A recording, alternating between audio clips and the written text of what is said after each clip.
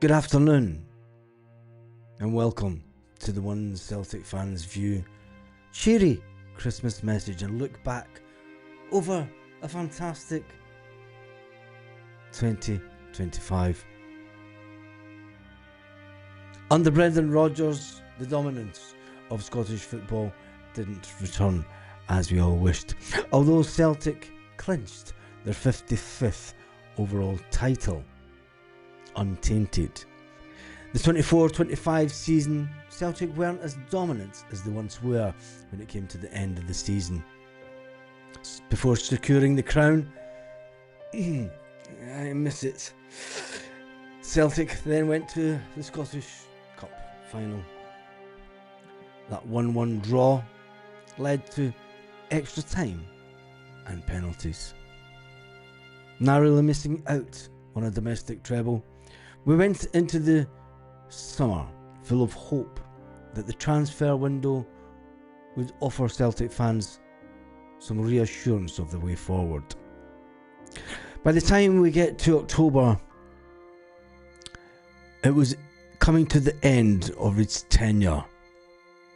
Brendan Rodgers had said publicly that he was disillusioned with the board, asked for more players, said that there was an offer on the table of a new contract, but he didn't want to accept it as yet.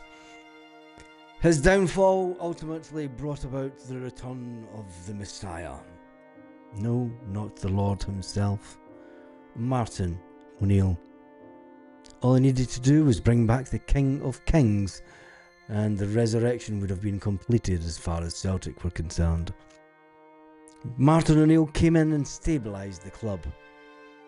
A lot of fans wanted him to stay for the League Cup final, but the board had other thoughts by making Martin O'Neill depart Celtic Park before the Cup final, bringing in the unfancied Wilfred Nancy.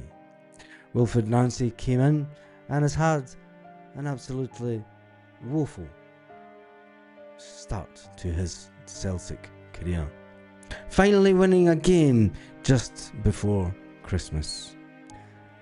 The cheer didn't return for Celtic fans.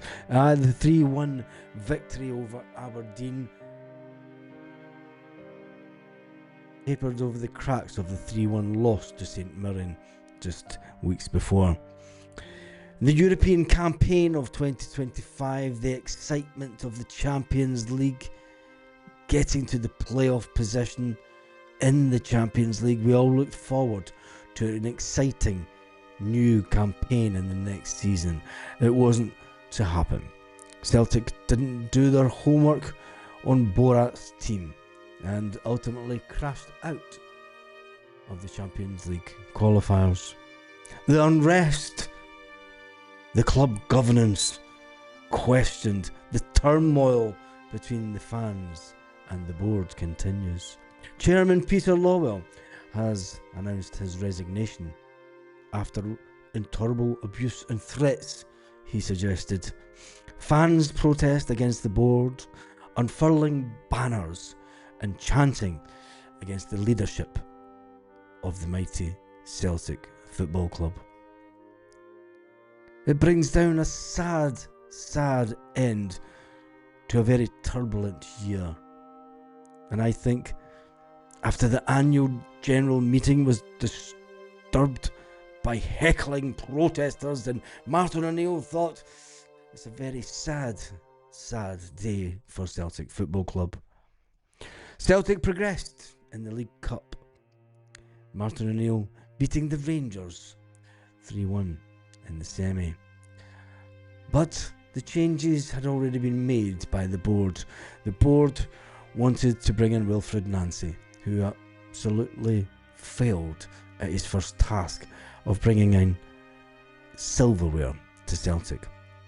It was a sad year for former players in 2025.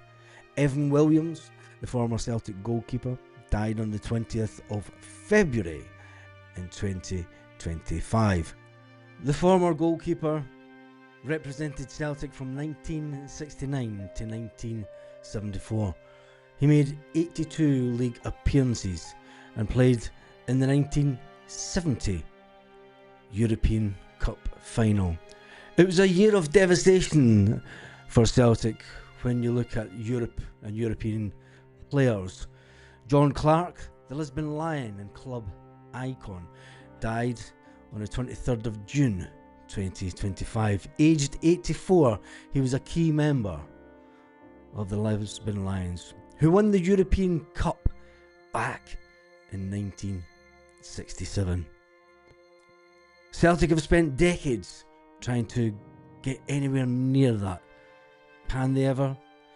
With the fall of John Fallon, the Lisbon Lion keeper, he died on the 22nd of July 2025, also aged 84. The former goalkeeper was a member of the 1967 European Cup squad. Fallon also made 200 appearances at Celtic. And then finally there was Dixie Deans, the former Celtic striker, who passed away in December, aged 79. More famous for his time at Motherwell, Deans was a notable goal scorer for Celtic in the 1970s. It marked another sad moment for Celtic. 2025 will be looked on as the year of disappointment, to quote the great Rangers skipper. We embarked in such a wonderful fashion into the year 2025 and will leave with a whimper.